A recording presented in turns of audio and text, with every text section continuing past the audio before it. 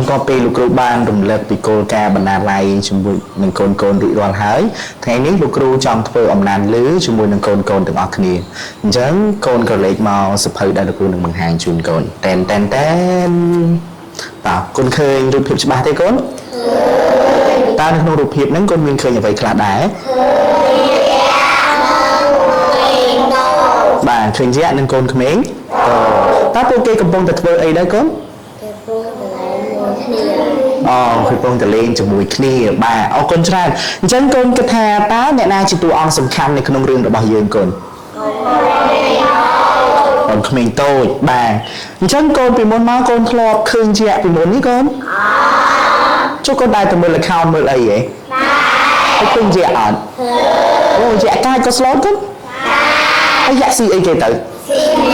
អូយ៉ាក់ស៊ីមនុស្សបាទអរគុណច្រើនឥឡូវកូនមើលមកទំព័របន្តទៀតកូនមានឃើញអីគេខ្លះកូន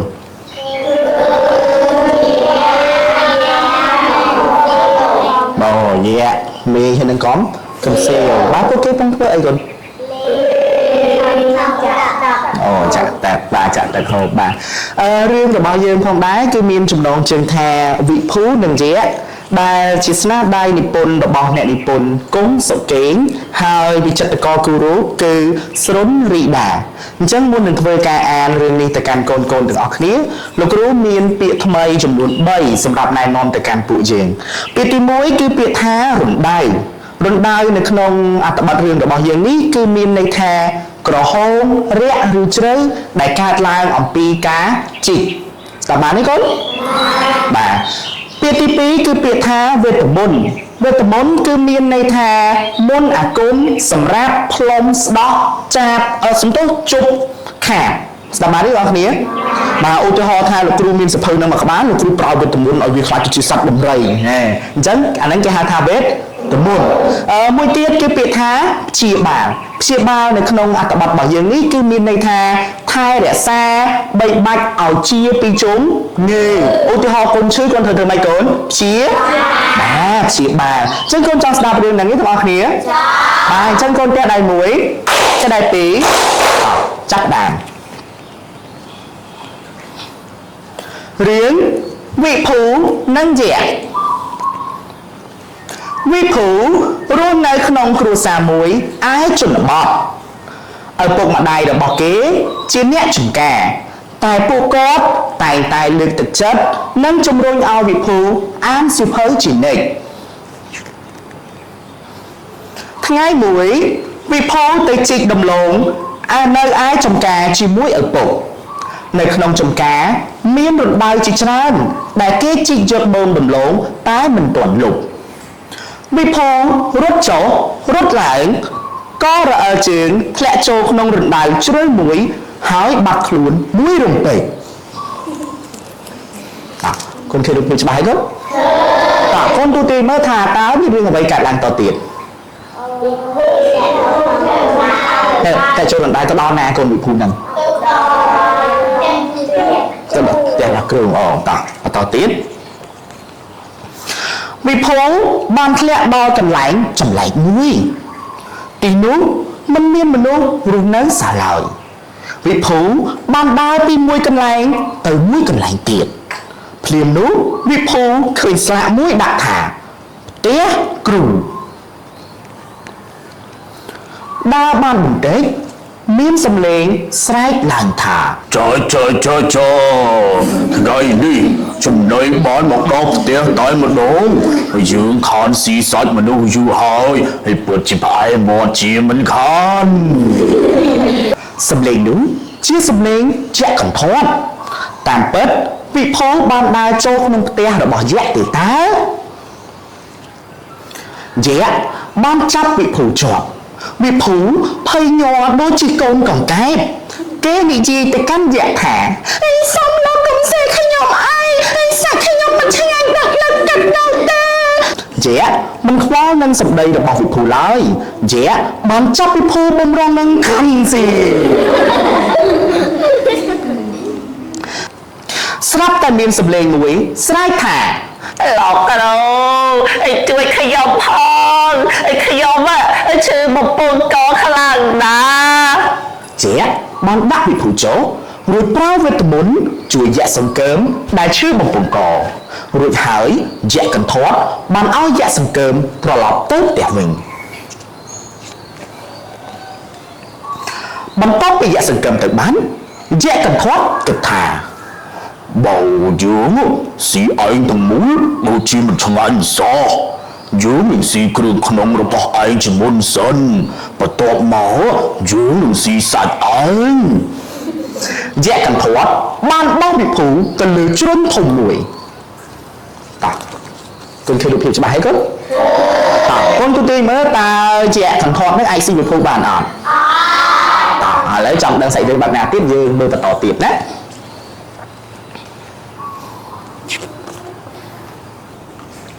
ភ្លាមនោះសំឡេងដដែលស្រែកឡើងលោកគ្រូឲ្យខ្ញុំមកឈឺបំពង់កមិនបាត់សោះហើយឥឡូវថែមតឹងច្បោះទៀតផងយៈកន្ធាត់ទុកវិភូមិល័យសិនរួចប្រើវេទមន្តជួយយៈសង្កើមនោះម្ដងទៀតយៈកន្ធាត់និយាយថាយើងនឹងយកឯងទៅស្ងោរស៊ុបវិញយៈកន្ធាត់រៀបលើកវិភូបោះចូលទៅក្នុងទឹកស្រាប់តែយៈសង្កើមមកម្ដងទៀតលោកគ្រូជួយខ្ញុំផងខ្ញុំជាសម្បោខ្លាំងណាស់យៈកន្ធាត់ដាក់វិភូចោលហើយប្រើវេទមន្តជួយយៈសង្កើមនោះបន្តយៈសង្កើមនៅតែជាសម្បោមិនបាត់សោះដោយអស់ចំណេះយៈកន្ធាត់ប្រាប់ឲ្យឈប់ទៅរកផ្សេងទៅយើងគ្មានវិធីជួយឯងទេបាទគុំឃើញរូបភាពច្បាស់ហើយតើគុំទូទាញមើលថាតើមានរឿងអីកើតឡើងបន្តទៀត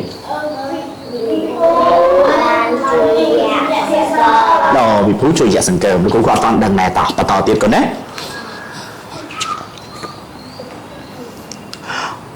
វិភូឃើញដូចនោះនិយាយថាបើពួកលោកទុកជីវិតឲ្យខ្ញុំ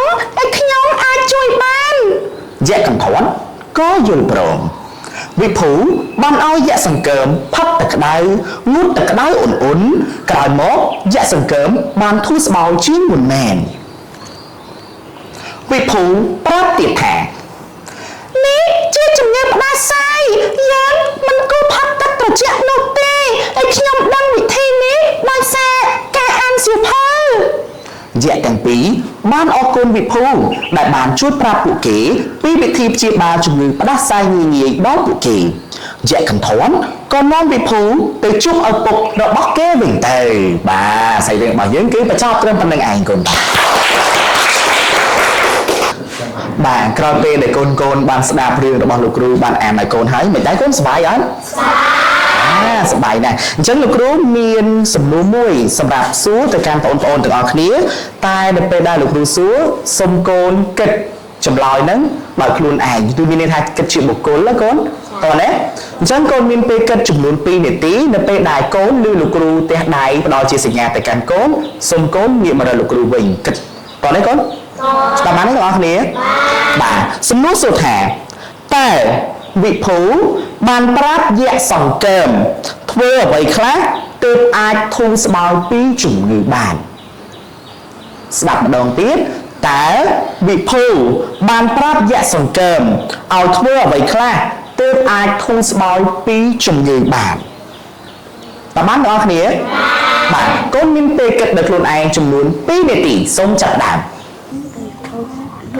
វិទូបានផៅឌៀសង្គមយៈសង្គមប្រាប់អោមុនទឹកក្តៅមុនទឹកក្តៅមុនដល់មិនត្រូវហូបទឹកក្តៅមិនត្រូវហូបទឹកក្រជានោះទេហើយជំនឿរក្សាក៏បានធូរស្រាលជាងហូបជានេះជាជំនឿរក្សាតោះកូនបញ្ចប់ការគិតរបស់កូនរួចរាល់ហើយកូនចា៎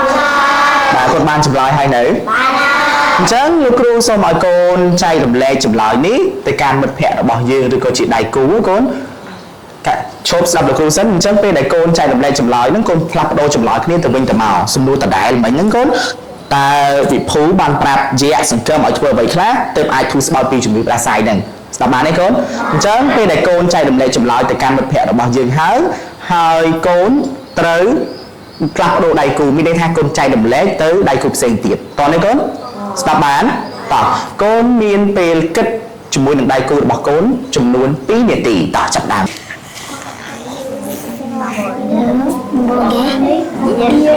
ធំtrong ban ra địa song cơ ra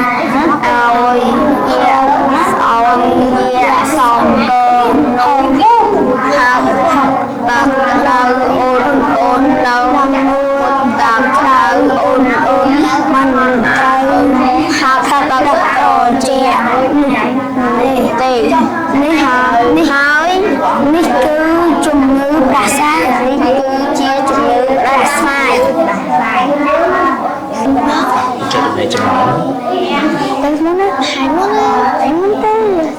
vì phô ban ta địa song cơm tha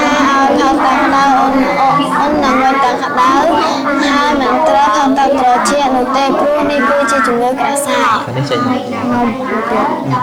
vì phô ban địa song cơm khao tăng đau ôn mình tra hai ngư tập đau ôn mình tra thật tật trò chuyện ni chia cùng ngữ ra sai vị phú bạp dạ xong cơm ôi thưa mày khá vị phú dạ xong cơm cùng mời thật sạch trò chuyện rơi trái tật đau ôn nâng tật đau ôn lý chiến vị thí chung ngữ ra sai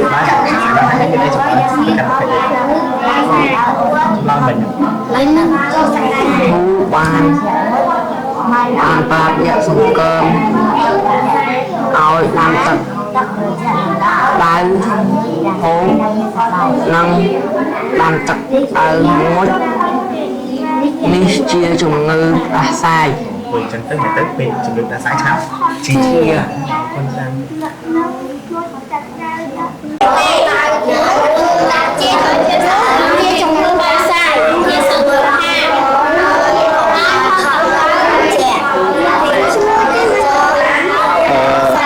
ta bị thu banปรับdạ sinh trong bài thơ ấy khác làm mấy ai thu smart từ chừng đã sai này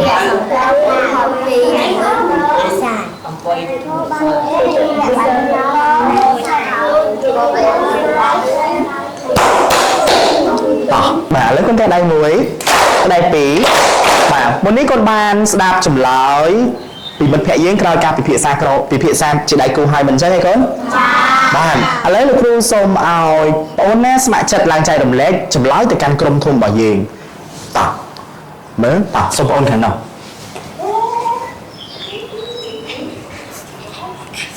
trong liệp lục cửu tôi một cái thằng vị phô ban prab dạ song cơm tha từ phật tật đau nâng ngu tật đau mình từ phật tật là trẻ tề pro đại xa đi chia chồng ngữ đã sai bên đây thèm thì đấy con hai lục cửu ba đâu conจะได้ว่าจะต่อแล้วลูกครูส้มเนี่ยสมัครจัดมาเนี่ยเปลี่ยนก้นเนี่ยสมัครจัดแรงใจหรืออะไรจำลองแต่การบดแผลเย็นแบบได้ต่อสมบูรณ์ทางนอก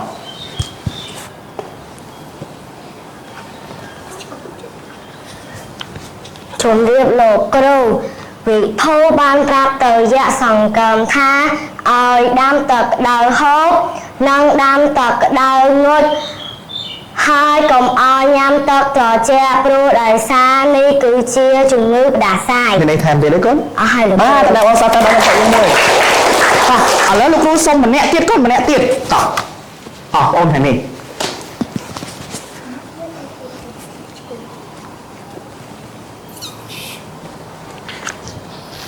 ជំរាបលោកគ្រូវិភូបានប្រាប់ទៅយៈសង្កមថាឲ្យដាំទឹកក្តៅហូបនិងដាំទឹកក្តៅងុយហើយមិនត្រូវផឹកទឹកត្រជាក់ទេព្រោះនេះគឺជាជំងឺផ្ដាសាយបាទមិនអីថាទៀតទេកូនបាទតែដល់អត់ទៅមួយបាទលោក លោកគ្រូអរគុណច្រើនសម្រាប់ការផ្ដល់ចម្លើយសម្រាប់បងប្អូនទាំងអស់គ្នាហើយបងប្អូនផ្សេងទៀតមានចម្លើយដូចមិត្តភ័ក្តិយើងអត់កូនមានចម្លើយដូចមិត្តភ័ក្តិយើងដែរអញ្ចឹងពេលវិភូបានផ្ដាំឲ្យយៈសង្កឹមធ្វើអីខ្លះកូនដើម្បីឲ្យជាពីជំរាបដាសាយកូន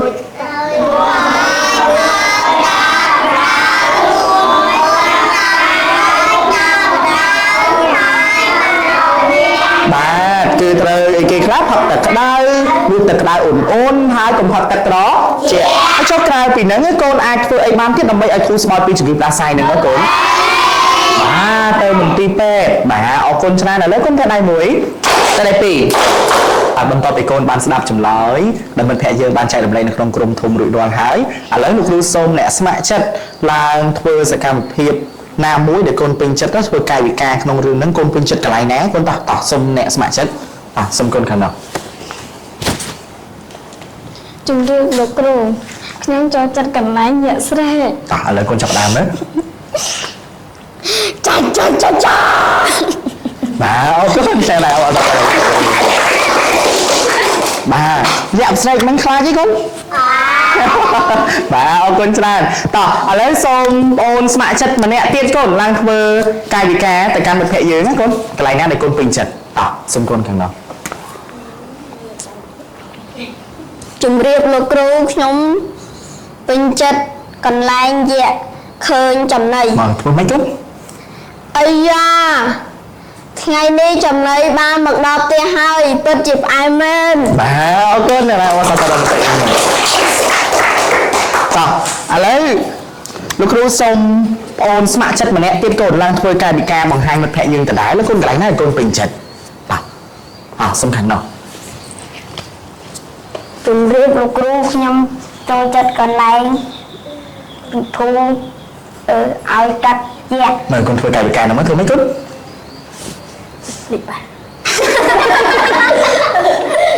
បើពួកលោកទុកជីវិតឲ្យខ្ញុំនឹងជួយបាន បាទអរគុណអ្នកអរសាទរបន្តិចមួយកូនបាទអរគុណច្រើនអញ្ចឹងកូនបានឃើញមិត្តភ័ក្តិយើងធ្វើកាយវិការឲ្យសប្បាយទេកូនបាទសប្បាយណាស់ហើយកូនចង់អានទឿនសភៅទាំងអស់ហ្នឹងទេកូនបាទបើសិនបើកូនចង់អានសភៅទាំងអស់នេះកូនអាចទៅខ្ចីសភៅពីលោកគ្រូបណ្ណារេកូនអាចខ្ចីបានប៉ុន្មានក្បាលកូនបាទខ្ចីបាន3ក្បាលណាអញ្ចឹងអរគុណច្រើនកូនសម្រាប់ការចូលរួមណាកូនណា